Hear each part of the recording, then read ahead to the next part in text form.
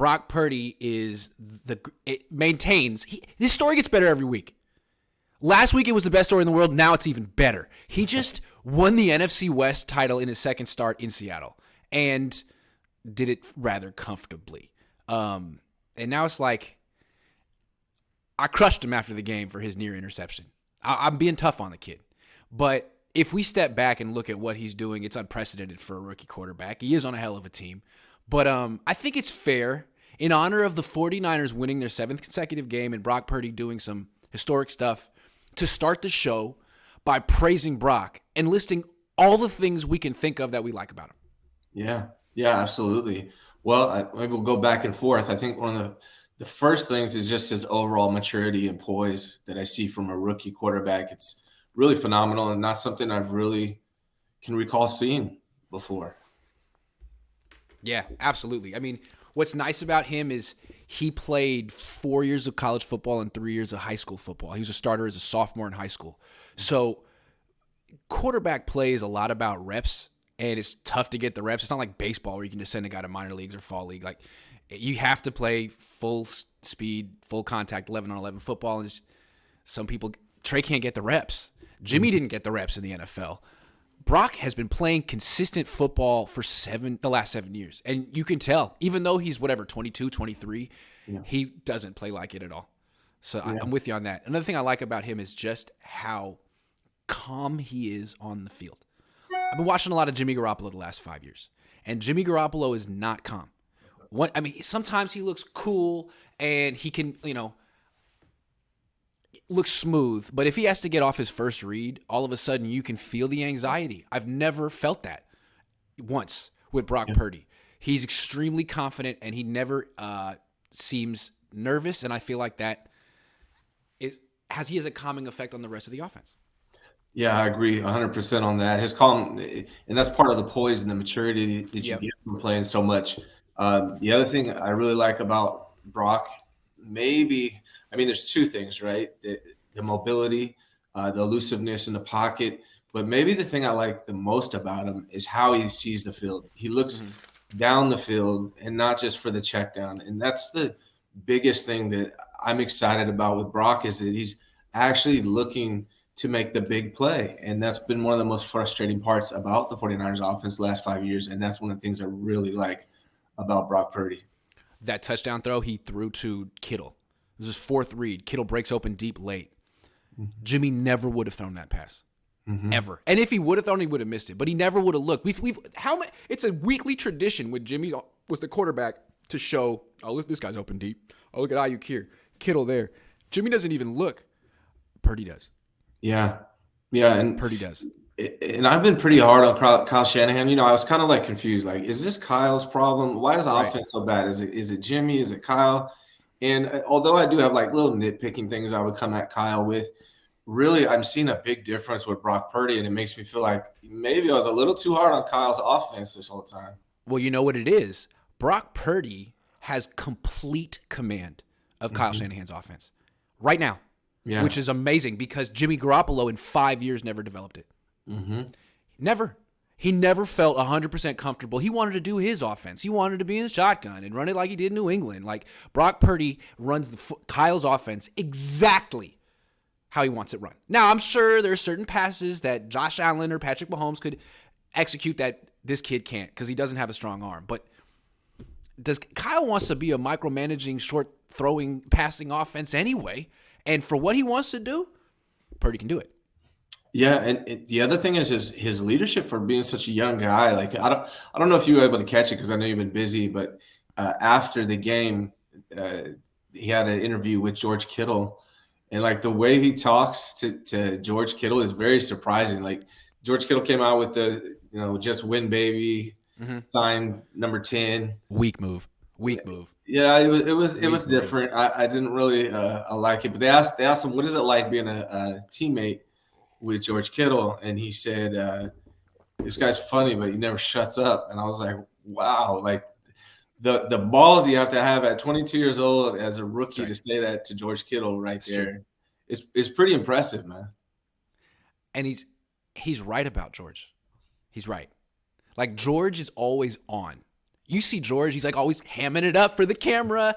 And it's like Purdy's already at 22, 23 being like, man, like I feel like I'm more mature than this guy right here. And I think he is too. So it's funny. There was that story about Brock Purdy telling someone to shut up in the huddle and no one said who it was. Right. I don't know. Yeah. George Kittle told a story too. Yeah, Brock Purdy, he's definitely impressive, man. I'm not ready to crown him like I think some people are, but so far so good, man. Like, really, not a lot to complain about. I got more that I like about him. In fact, what I'm about to say is the number one thing I like about him. All right, he's cheap as hell. Yeah, he's the cheapest starting quarterback in the league, and he's gonna be cheap for the next 3 years. And here's the thing: the Niners. Their whole thing was they didn't want to spend a lot on a quarterback. If they're not a quarterback-driven team, they're about their run game and their defense and suffocating you and controlling the game, and the quarterback's part of it, but it's not a quarterback-centric team at all. Maybe the least quarterback-centric team in the league. So if that's what you are, don't pay for the position. They wanted to go cheap there, and that's the whole idea for Trey Lance. The problem with Lance is that the team is in this win-now mode, and Lance is a project. Everyone knows it. He didn't play much in college, and he's young. So you were going to have to either develop him on the bench or put him on the field and commit to taking one step back to take 3 steps forward. Well, this locker room didn't want to do that.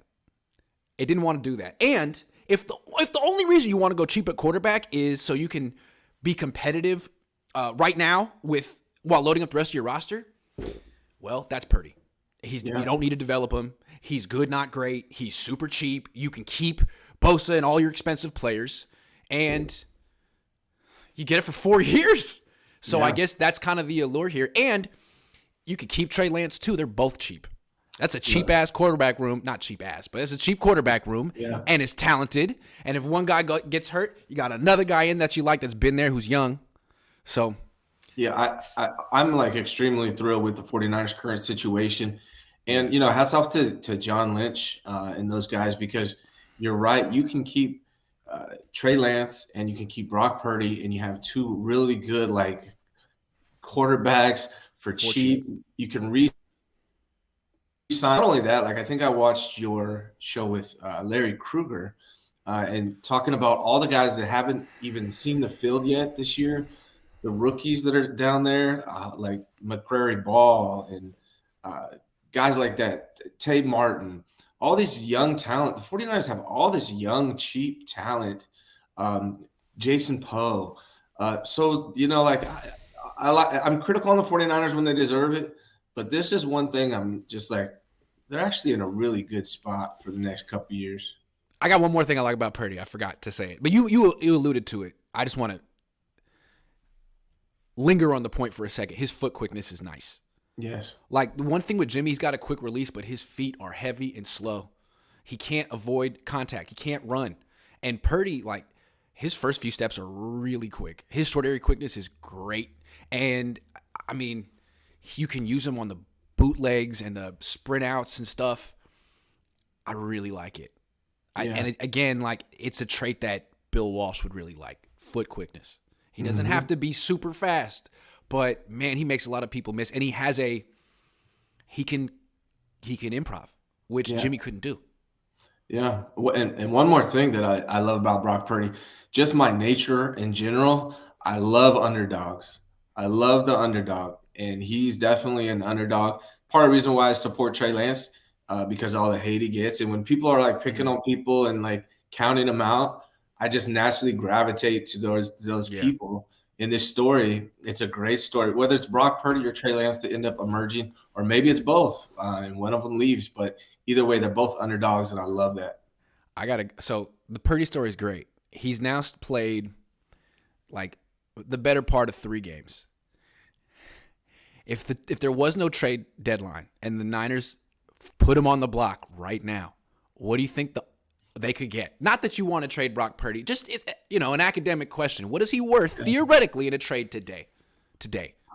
I think he's worth a first. I think if you have a quarterback, I was going to say a second, but yeah, man, he's worth a lot. He's worth a whole lot right now. And if you were to redraft this last draft, where would he go? Would he go behind Kenny Pickett or ahead of Kenny Pickett? Yeah. Any quarterback that can go out there and win games. I mean, and they showed a statistic. I don't know if I have it just in the top of my mind, but since 1950, him and Aaron Rodgers are the only ones to start their first 2 games as rookies with above 115 QB rating since 1950. So, like any NFL, any NFL GM out there Joe watching, didn't do it. Steve right? didn't do it. Peyton didn't do it. Exactly. I mean, people would be willing to. I think people would be willing to give up a first for a guy like Brock Purdy at his price. Why wouldn't they? Like, you could get a first for Trey or Brock Purdy. From Houston's perspective, would you rather gamble on a kid from college in the first round, or maybe trade that top pick in the second round for Brock Purdy, who you've seen in the NFL? It's a question. Now, you're not getting Brock Purdy. He's probably going to stay with the 49ers for a while. But I just think it's funny how this dude was Mr. Irrelevant, and now after like 3 games, you'd say he's worth a second-round pick minimum. Yeah. Minimum. And then on the other hand, what's Trey worth? To no fault of his own, he hasn't played in 3 years. He's gotten injured. I wonder how many teams will be looking at him and say, you know what? Let's make him our starting quarterback and go through the next 2-3 years with him. I mean, there might be fewer. So another reason not to trade him, because like, what's the market for Trey right now? I mean, I think I think there'd be a team out there willing to risk it on Trey Lance. The thing about Trey Lance, man, and I know we're talking about Brock Purdy here, but his talent level is so high. And I think that's the challenge that's going to be for Kyle Shanahan. And I think we might be talking about that more like going in the next year. But Trey Lance's talent level is so high. It's that potential that is so attractive.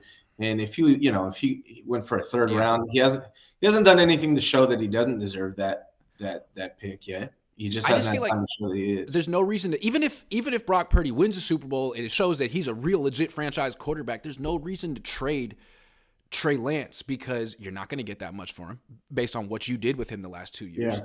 And he's cheap. It doesn't cripple your cap to have him as the backup. I mean, he might not like it, but what's he going to do? Sorry. Yeah. He signed a contract. I think you roll with both, man. You have 2 awesome quarterbacks, super cheap, super young, both intriguing. Yeah. Yeah. Yeah. And frankly, the offensive line isn't the greatest, and Kyle Shanahan doesn't have the best track record of keeping quarterbacks upright. So maybe the more the merrier. Yeah, absolutely. Yeah. In fact, maybe you want to bring in a third. You probably do. And I'm not sure what they're going to do with that next year. You know, maybe it's Tom Brady. If they can find dudes like Brock Purdy in the 7th round, do it again. Right. Run it back. Whoever found that guy. From what I hear, Brian Greasy and Clay was quite instrumental in this. So I guess what happened was whoever the area scout was liked him. They sent him to the QB coach, Kubiak and Greasy. They really liked him too. So that's what I was wondering. So you found that out? That's Greasy. What happened. Yeah. Okay. So Greasy's. I mean, these guys seem to know what they're. Sorry, Rich Scangarello. Sorry, Greasy. I think helped them find Purdy. I think that's part of the reason. He's all over probably the best pickup from a coaching standpoint for the 49ers this season by far. I really like what he's been able to do with these guys. Yeah. Yeah, he is good. He is, or at least he's getting results.